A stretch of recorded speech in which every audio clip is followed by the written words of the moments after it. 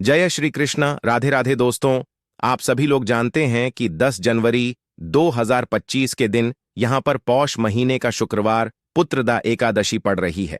दोस्तों, यह जो एकादशी है पौष महीने में पड़ने वाला सबसे बड़ी पुत्रदा एकादशी है, क्योंकि यह पौष महीने में पड़ रहा है, जिसका बहुत ही बड़ा और विशेष महत्व होता है। और ऐसा दिन पूरे साल में सिर्फ एक ही बार आता है। और दोस्तों, आप सभी लोग जानते हो कि 10 जनवरी पौष महीने का शुक्रवार पुत्रदा एकादशी का अगर सबसे बड़ा कोई उपाय है तो वह एक दीपक वाला उपाय है। तो दोस्तों, इस पौष माह के पहले शुक्रवार पुत्रदा एकादशी के दिन आप लोगों को वह एक दीपक वाला उपाय को जरूर करना है। बहुत सारे लोग होंगे जिन लोगों ने इस उपाय को ना किया हो, मतलब पूरा साल निकल गया और उन्होंने किसी भी दिन वह एक दीपक वाला उपाय को ना किया हो। पर दोस्तों, आपके पास एक आखिरी मौका बचा हुआ है, जो कि पौष महीने का शुक्रवार पुत्रदा एकादशी के दिन। तो इस दिन आप लोगों को इस वाले उपाय को जरूर कर लेना है। भले ही आपने पूरे साल भर अभी तक इस उपाय को ना किया हो, पर अगर आपने इस पौष महीने के शुक्रवार पुत्रदा एकादशी के दिन अगर इस वाले उपाय को कर लिया तो आपको इस उपाय को करने का वह फल मिलेगा जिसकी आपने कभी कल्पना भी नहीं करी होगी। इसीलिए आप लोग इस वाले उपाय को एक बार जरूर कर लेना, ताकि आप लोगों के हाथ से यह मौका ना जा सके और आपको इस उपाय को करने का फल मिल सके। दोस्तों, यह उपाय पंडित जी ने अपनी अभी की ही शिव महापुराण की कथा में बताया है, जिस उपाय को आज हम आपको बहुत अच्छे से समझाने वाले हैं। इस वीडियो को देखने के बाद इस उपाय को समझने के लिए आपको कोई और वीडियो को देखने की जरूरत नहीं पड़ेगी। तो चलिए दोस्तों, उपाय को शुरू करते हैं। देखिए, यह पौष महीने के सोमवार पुत्रदा एकादशी के दिन यह इतना खास होता है, इतना महत्वपूर्ण होता देखा है। कभी कभी बड़े बड़े पूजा पाठ अनुष्ठान से जो मनोकामना पूर्ण नहीं होते, वह पौष महीने के दिन एक छोटे से उपाय करने से ही आपकी मनोकामना पूर्ण हो जाती है। और बहुत सारे लोगों ने इस उपाय को किया भी है और उनको इस उपाय को करने का फल भी जरूर मिला है। अगर आप लोग भी इस उपाय को करना चाहते हैं तो आप इस उपाय को पहले अच्छे से समझ लेना, सुन लेना, उसके बाद करना। आपको इस उपाय का फल जरूर मिलेगा। और इस उपाय को कर लेने से आपके घर में चाहे किसी भी प्रकार की दुख और समस्या क्यों ना चल रही हो, आपको उसका कारण भी नहीं पता है कि भाई यह समस्या किस कारण से चल रही है, उसका कुछ भी कारण हो सकता है, जैसे पर दोष हो सकता है या किसी भी तरह का मंगल दोष भी हो सकता है। तो इस दिन आप लोगों को एक दीपक वाला उपाय कर लेना है। यह एक ऐसा उपाय है जिस उपाय को अगर किसी विशेष दिन पर किया जाए तो भाई उस विशेष दिन का जो है वह तो हमें मिलता ही मिलता है, पर हमने उस दिन पर इस उपाय को किया है तो हमें उससे भी बड़ा फल मिलता है। और फल बहुत जल्दी मिलता है, क्योंकि आप इस उपाय को बहुत ही बड़े और विशेष दिन पर कर रहे हो। तो चलिए अब उपाय के बारे में बात करते हैं, लेकिन उससे पहले आप लोगों को यह जानना आवश्यक है कि आखिर यह उपाय किस समय करना है, किसको करना है और कैसे करना है। तो चलिए हम आगे आपको वीडियो में एक एक करके बता देते हैं। लेकिन उससे पहले अगर आप लोग हमारे चैनल पर नए हैं तो हमारे चैनल को सब्सक्राइब कर लेना और इस वीडियो को लाइक करके कमेंट बॉक्स में श्री शिवाय नमस्तुभयम, ओम नमः शिवाय जरूर टाइप कर देना। तो दोस्तों, इसे एक दीपक वाला उपाय को हमें इस शुक्रवार पुत्रदा एकादशी के दिन कैसे करना है, किसको करना है, किस समय करना है और कहां पर करना है, ये सारे सवालों के जवाब आपको इस वीडियो में मिल जाएंगे। और जो यह वीडियो देखेगा भाई, उसको इसे एक दीपक वाला उपाय जरूर करना चाहिए। और जब बात आ जाए एक दीप वाला उपाय की, तो यह सोने पर सुहागा वाली बात हो जाती है और यह एक बहुत ही बड़ा उपाय हो जाता है इस पौष शुक्रवार पुत्रदा एकादशी का। तो अब दोस्तों, इस एक दीपक वाला उपाय को आखिर करना किसको है, सबसे पहले हम लोग वह बात जान लेते हैं। तो देखो, घर की जो बड़ी माताएं बहनें होती हैं, उन माताओं बहनों में से कोई भी एक बड़ी माता बहन इस वाले उपाय को कर सकती है। और दोस्तों, अगर आप चाहे तो अपने घर में से सभी सदस्यों को भी इस उपाय को करवा सकते हैं। अगर किसी व्यक्ति की खुद की कोई मनोकामना है, खुद की कोई दुख और परेशानी है जो कि वह अपने लिए ही करना चाहता है इस वाले उपाय को, तो वह खुद अपने लिए भी कर सकता है।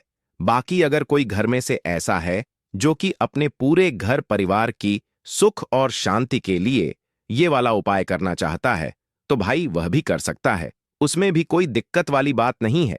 कहने का मतलब यह है कि इस उपाय को हर एक सदस्य भी कर सकता है और पूरे घर परिवार के सदस्य के लिए घर की बड़ी माताओं बहनों में से कोई एक माता बहन भी कर सकती है। माताएं बहनें अगर घर में उपस्थित ना हो या वह यह वाला उपाय ना कर पा रही हो तो फिर घर का कोई बड़ा सदस्य भी इस एक दीपक वाला उपाय को कर सकता है, चाहे फिर वह पुरुष क्यों ना हो। उसमें कोई भी दिक्कत वाली बात नहीं है। एक दीपक वाला उपाय को, आखिर इस उपाय को हमें किस समय करना, सुबह के समय करना है कि शाम के समय करना है? तो देखो, इस वाले उपाय को आप लोग सुबह के समय भी कर सकते हो और शाम के समय प्रदोष काल में भी कर सकते हो। अब अगर आप पूछो कि भाई सबसे उत्तम समय कौन सा रहेगा इस एक दीपक वाला उपाय को करने का, तो हम आपसे बस यही कहेंगे कि इस उपाय को आप सुबह के समय करेंगे तो ज्यादा बेहतर होगा। बाकी अगर प्रदोष का काल शाम के समय भी करेंगे तो भी अच्छा होगा, उसमें कोई भी दिक्कत वाली बात नहीं है। तो अब दोस्तों, जो अगली सबसे बड़ी और महत्वपूर्ण बात आती है वह यह आती है कि सुबह अगर हम उपाय को करेंगे तो हमें कितने बजे से लेकर कितने बजे तक के बीच में करना है, और शाम के समय प्रदोष काल में करेंगे तो हमें कितने बजे से लेकर कितने बजे के बीच में करना है। तो देखो, सुबह जितनी जल्दी हो सके आप उपाय को करने की कोशिश करना। बाकी अगर किसी कारणवश लेट भी हो जाओ, थोड़ी देर भी हो जाए, तो 10 या 12 बजे तक भी आप उपाय कर लेना, पर 12 बजे से ज्यादा देरी ना हो, ठीक है? इस बात का ध्यान रखना। उसके बाद में दोस्तों, अगर शाम के समय प्रदोष काल की बात करें, प्रदोष काल का जो समय होता है वह शाम के 6 बजे से शुरू हो जाता है। मतलब शाम के 6 बजे से लेकर 7 बजे के बीच का जो समय होता है, यह समय प्रदोष काल का समय होता है। पर अभी जो मौसम चल रहा है, इस मौसम में जो है शाम बहुत देरी से होती है, तो आप इस उपाय को 7 बजे या 8 बजे के बीच में भी कर सकते हो। मतलब शाम के 6 बजे से रात 8 बजे के बीच में आप कभी भी इस वाले उपाय को कर सकते हो, उसमें कोई भी दिक्कत वाली बात नहीं है। देखिए, व्यक्ति के जीवन में अगर उसे जल्दी से अधिक धन चाहिए तो उसको हमेशा श्री हरि विष्णु की उपासना करनी चाहिए। श्री हरि विष्णु से जुड़े हुए उपाय करने चाहिए, क्योंकि मां लक्ष्मी स्वयं कहती हैं कि मैं श्री हरि विष्णु के बिना कहीं नहीं जाती। मां लक्ष्मी हमेशा वहां होती हैं जहां श्री हरि विष्णु होते हैं। अब श्री हरि विष्णु को सबसे प्रिय है तुलसी जी का पौधा। अब तुलसी जी के पौधे से जुड़ा हुआ ही उपाय आज की वीडियो में आपके लिए बताने वाले हैं, और यह उपाय इतना चमत्कारी है कि जिन लोगों ने इस उपाय को पूरी सच्ची श्रद्धा से किया है, उन्होंने इसका चमत्कार अपने जीवन में रातों रात देखा है। धन के रास्ते जीवन में ऐसे खुल जाते हैं कि आपको खुद भी इस बात पर विश्वास नहीं होता है कि कैसे आपके पास हर तरफ से, हर जगह से पैसा आना शुरू हो गया है। मतलब जो आज आप अपने जीवन में बहुत ज्यादा सोचते हैं कि कैसे यह निर्धनता दूर होगी, कैसे यह पैसे की कमी दूर होगी, कैसे आप धनवान बनेंगे, कैसे आपके पास पैसा आएगा, तो ऐसा समझ लीजिए कि आज की यह वीडियो का जो उपाय है, इसे सच्ची श्रद्धा से करने से रातों रात आपका भाग्य भी चमके, आपकी सोई हुई किस्मत भी जागेगी। तो चलिए बात कर लेते हैं कि 10-3 जनवरी पौष महीने का शुक्रवार, रम्मा एकादशी के दिन यह उपाय आपको किस समय करना है, कैसे करना है और कौन सा उपाय है, क्या क्या चीजें आपको लेनी है। तो देखिए, अगर आपके घर में तुलसी जी का पौधा है तब भी यह उपाय आप कर सकते हैं। तुलसी जी का पौधा नहीं भी है ना, तब भी यह उपाय आप कर सकते हैं। तो देखिए, आपको सबसे पहले यहां पर लेना है एक मौली धागा, जिसे हम कला बागान है। अच्छा, मौली धागे में 2 कलर आते हैं। एक तो आता है लाल रंग का मौली धागा और एक आता है लाल और पीले रंग का मौली धागा, ठीक है ना। और एक पीला भी होता है जिसका रंग केवल पीला होता है। आप कोई सा भी मौली धागा यहां पर ले सकते हैं। अब यहां पर आपको थोड़ी सी पिसी हुई हल्दी लेनी है, जो कि श्री हरि विष्णु से ही जुड़ी हुई है। थोड़ा सा पानी जल डालेंगे उसके अंदर और उस हल्दी को थोड़ा गाढ़ा गाढ़ा घोल लेंगे, उसका पेस्ट बना लेंगे। अब मौली धागा आपने लेना है थोड़ा सा, ठीक है ना, और उस हल्दी के अंदर आपको अच्छे से उसे डुबा देना है। मतलब हल्दी का लेप उस मौली धागे के ऊपर आपको लगा देना है। अब इस हल्दी के जो धागा है, जो मौली धागा है, इसके अंदर आपको 3 गांठें लगानी है। कितनी गांठ लगानी है? 3। अच्छा, तीनों गांठों पर आपको बोलना है ओम नम नमो भगवते वासुदेवाय नमः। ओम नमो भगवते वासुदेवाय नमः मंत्र बोलना है और इस कलाप में 3 गांठ आपको लगानी है। अब यह कलाप का जो जिसमें आपने 3 गांठ लगाई, आपको तुलसी जी के पौधे में शुक्रवार पुत्रदा एकादशी के दिन बांधना है। श्री हरि विष्णु से कहते हुए, मां तुलसी से कहते हुए कि मेरे जीवन से निर्धनता, पैसे की कमी, गरीबी, धन से जुड़ी जितनी भी समस्याएं हैं उन्हें आप दूर कर देना। विशेषकर मां तुलसी से आपको प्रार्थना जरूर करनी है, क्योंकि मां तुलसी की कोई भी बात श्री हरि विष्णु कभी नहीं टालते हैं। तो देखिए, इस उपाय को अश्विन महीने का शुक्रवार पुत्रदा दशी के दिन आपको किस समय करना है। सुबह भी कर सकते हैं, शाम को भी कर सकते हैं, बस सूर्य अस्त होने के बाद यह उपाय आपको नहीं करना है। मतलब जब सूरज छिप जाता है उसके बाद यह उपाय आपको नहीं करना है। उससे पहले पहले आप किसी भी समय इस उपाय को कर सकते हैं। साथ ही साथ शाम के समय में अगर यह उपाय आप सुबह को कर रहे हैं तो शाम के टाइम पर आपको तुलसी जी के पौधे के पास एक देसी घी का दीपक जरूर प्रज्वलित करना है। अच्छा, दीपक तो बहुत सारे लोग तुलसी जी के पौधे के पास लगाते हैं, लेकिन गलती कहां पर कर देते हैं। देखिए, सीधे सीधे आपको ना दीपक जमीन पर नहीं रखना है। या तो आप छोटी सी प्लेट ले लें, उसके अंदर आप दीपक रखें, और या फिर आप क्या करें, थोड़े से अक्षत चावल के जो दाने होते हैं, जो टूटे हुए नहीं होते हैं, वह आप पहले रख दें और उसके ऊपर ही आप दीपक रखें। फूल की पंखुड़ियां भी ले सकते हैं, उसके ऊपर भी आप रख सकते हैं। रखते समय भी आपको मान तो तुलसी से प्रार्थना करनी है। उनसे कहना है कि मेरे घर में हमेशा धन धान्य भरा रहे, हमेशा धन की वृद्धि होती रहे और फिजूल खर्ची से मैं हमेशा बचा रहूं, कभी भी मेरे घर में धन की बर्बादी ना हो।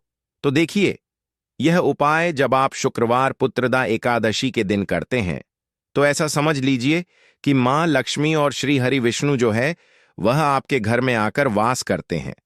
अष्टलक्ष्मी का आपके घर घर में वास होता है। कभी भी धन को लेकर आपको अपने ने पूरे जीवन काल में परेशान नहीं होना पड़ता है, क्योंकि हल्दी जो होती है यह आपके गुरु ग्रह को भी मजबूत कर देती है, श्री हरि विष्णु को प्रसन्न कर देती है। और यहां पर आपने तुलसी मैया से जुड़ा हुआ उपाय करा है तो श्री हरि विष्णु तुरंत आपकी मनोकामना को पूरा करते हैं। जब मान तुलसी आपकी विश, आपकी इच्छा, आपकी मनोकामना श्री हरि विष्णु से कह देती हैं, तो यह उपाय इतना चमत्कारी है कि रातों रात इसका चमत्कार, इसका असर, इसका जो प्रभाव है वह अपने जीवन में आपको देखने को मिलेगा। बस पूरी सच्ची श्रद्धा से आपको यह उपाय करना है।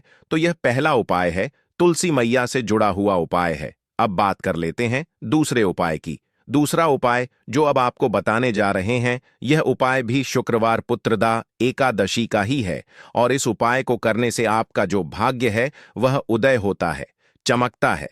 आपका भाग्य, आपके भाग्य में अगर दुख का तकलीफें खा है ना, वह आपके जीवन से दूर हो जाती है। क्योंकि देखिए, भाग्य में कुछ लिखा हो, उस जो भाग्य में लिखा है ना उसे भोगना ही पड़ता है व्यक्ति को, है ना। लेकिन भाग्य में लिखा हुआ भी आप बदल सकते हैं जब आप भगवान की सच्ची श्रद्धा से, मतलब पूरी सच्ची श्रद्धा से उपासना करते हैं, उनकी पूजा अर्चना करते हैं। तो देखिए, आपको करना क्या है। यहां पर आपको लेनी है एक छुटकी पीसी हुई हल्दी, और हल्दी आपको थोड़ा सा जल डालकर, थोड़ा सा गंगा जल डालकर इसका गाढ़ा गाढ़ा सा पेस्ट बना लेना है। और हल्दी का तिलक सबसे पहले आपको श्री हरि विष्णु को लगाना है। सबसे पहले श्री हरि विष्णु के लगाएंगे और फिर वही हल्दी का तिलक आपको अपनी कलाई पर, ठीक है ना, और अपने मस्तक पर लगाना है। इस उपाय को जब आप करते हैं तब आपको श्री हरि विष्णु से कहना है, मां लक्ष्मी से कहना है कि मेरे दुख, मेरे जीवन में जितने भी दुख हैं, कष्ट हैं, जो मेरे भाग्य में लिख गए हैं, उन्हें आप दूर कर देना। आपकी कृपा होगी तो जीवन का बड़े से बड़ा दुख और कष्ट भी दूर हो जाएगा। तो देखिए, जब इस उपाय को आप करते हैं ना, तो हल्दी जो होती है यह एक जगह से, मतलब एक दिशा से सुख और स्वभाव भाग्य को नहीं खींचती है।